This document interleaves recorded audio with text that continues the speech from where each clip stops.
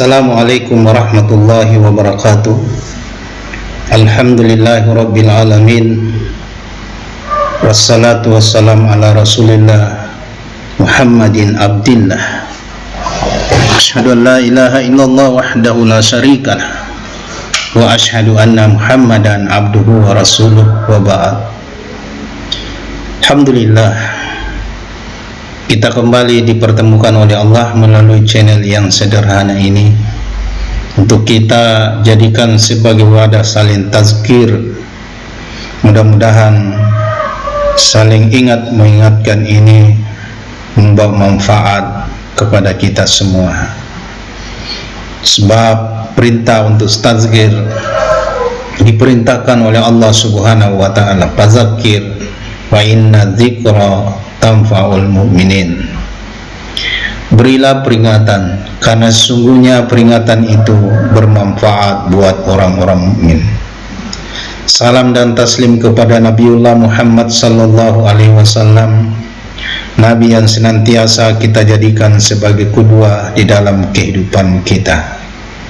Pada kesempatan ini saya ingin mengingatkan satu larangan Allah, yaitu larangan berkata kasar.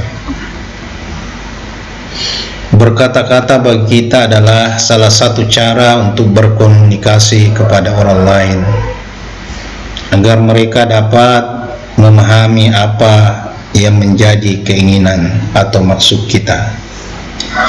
Intinya, apa yang disampaikan kepada orang lain tentu sampai kepada mereka, dan mereka dapat memahami apa yang kita sampaikan tanpa harus menyinggung lawan bicara kita. Allah Subhanahu wa taala menyampaikan dalam Al-Qur'an yang suci ini untuk tidak mengeluarkan kata-kata yang kasar, sebagaimana Allah sampaikan di dalam Al-Qur'an surah Al-Imran ayat 159, "Fabima rahmatin minallahi linta lahum walau kunta fadzan ghalidha qalb lan faddu min haulik." Maka disebabkan karena rahmat dari Allah, kamu berlaku lemah lembut terhadap mereka. Sekiranya kamu bersikap kasar, keras, lagi berhati kasar, tentulah mereka akan menjauhkan diri dari sekelilingmu. Ali Imran 159. Berkata kasar dapat berupa mungkin cara pengungkapan yang kasar, nadanya yang tinggi sampai orang yang lawan bicara kita merasa dibentak, atau barangkali makna ucapan kita yang kasar sehingga tidak mengenakkan hati orang lain, atau dapat juga karena suara yang besar menggelegar, padahal mungkin kita hanya sekedar ingin menyampaikan sesuatu dan dapat dilakukan dengan suara yang perlahan-lahan dan lembut. Sebab boleh jadi orang yang kita ajak bicara mungkin ya jaraknya dekat, telinganya juga mungkin masih berfungsi dengan baik, hanya mungkin karena sang sumber suara hanya ingin menunjukkan dominasinya dan sudah menjadi karakternya, sehingga suaranya besar menggelegar. Bersuara kasar sangat dilarang dalam Islam, oleh karena suara ini ya diserupakan dengan suara keledai, dan seburuk-buruk suara adalah suara keledai. Hal ini disampaikan oleh Allah dalam surah Luqman ayat 19, "Waqsid fi masyika waghdud min sautik inna ankaral aswati la sautul hamir." Sederhanalah kamu dalam berjalan dan lunakkanlah suaramu, sesungguhnya seburuk-buruk suara ialah suara keledai. Surah Luqman ayat 19. Allah memerintahkan kepada kita untuk tidak kasar dalam berkata-kata pada orang lain dengan ungkapan lunakkanlah suaramu atau lembutkanlah suaramu.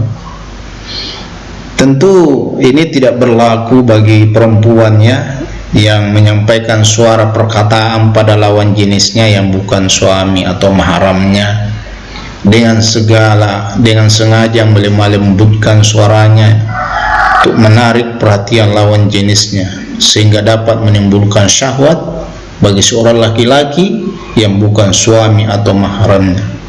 Hal ini terlarang di dalam Islam, sebagaimana Allah sampaikan dalam Al-Quran surah Al-Ahzab ayat 32, ya nisa'an nabi lastunna ka ahadin minan nisa ini taqaitunna fala tahdadna bil qawli fayatma'an lazi fi qalbi maradun wa qulna qawlan ma'rufa. Hai istri-istri Nabi, kata Allah, kamu sekalian tidaklah seperti wanita yang lain. Jika kamu bertakwa, maka janganlah kamu tunduk dalam berbicara sehingga berkeinginanlah orang yang ada penyakit dalam hatinya, dan ucapkanlah perkataan yang baik. Tunduk dalam berbicara tentu yang dimaksud tidak melembutkan suara bagi wanita ketika berbicara kepada orang lain yang bukan mahram, sebab dapat menimbulkan keinginan orang lain yang ada penyakit dalam hatinya untuk melakukan perbuatan yang tidak senonoh terhadap wanita tersebut. Peringatan ini bukan hanya kepada istri Nabi saja, akan tetapi kepada seluruh wanita-wanita mukmin, sebab istri-istri Nabi adalah contoh buat para muslimah. Orang yang suka berkata kotor lagi kasar bukan hanya dilarang dalam Al-Quran, bahkan dipertegas dalam sebuah hadis yang diriwayatkan oleh Imam Tirmizi dalam sunnahnya, di mana Rasulullah sallallahu alaihi wasallam bersabda, man syai' askalu fi maizani mu'minin yaumal qiyamah min khalqin hasani. Sesungguhnya tidak ada sesuatu apapun yang paling berat ditimbangannya nanti, ya, ditimbangannya kebaikan seorang mukmin pada hari kiamat seperti akhlak yang mulia. Dan sungguh benar-benar Allah benci dengan orang yang lisannya kotor dan kasar. Hadis riwayat Tirmizi. Nah, pada hadis ini Rasulullah mengaitkan akhlak dengan lisan atau perkataan. Jadi diri atau akhlak seseorang dapat didengar dari caranya berbicara. Orang sering berkata kotor atau kasar, itu menunjukkan bahwa orang itu akhlaknya jelek atau kasar. Kenapa? Karena dalam ungkapan bahasa itu menunjukkan jati diri seseorang. Oleh karena itu, ciri orang yang beriman kepada hari akhirat, kepada Allah dan hari akhir, ia selalu berkata yang baik, dan kalau tidak sanggup, lebih bagus ia mengunci mulutnya. Hal ini diungkapkan dalam hadis dari Abu Hurairah radhiyallahu anhu. Rasulullah sallallahu alaihi wasallam bersabda, man kana yu'minuna billahi wal yawmil akhir falyakul khair aw liyasmut. Barang siapa yang beriman kepada Allah dan hari akhir, maka berkatalah yang baik. Kalau dia tidak sanggup, maka diamlah. Hadis riwayat Bukhari dan Muslim.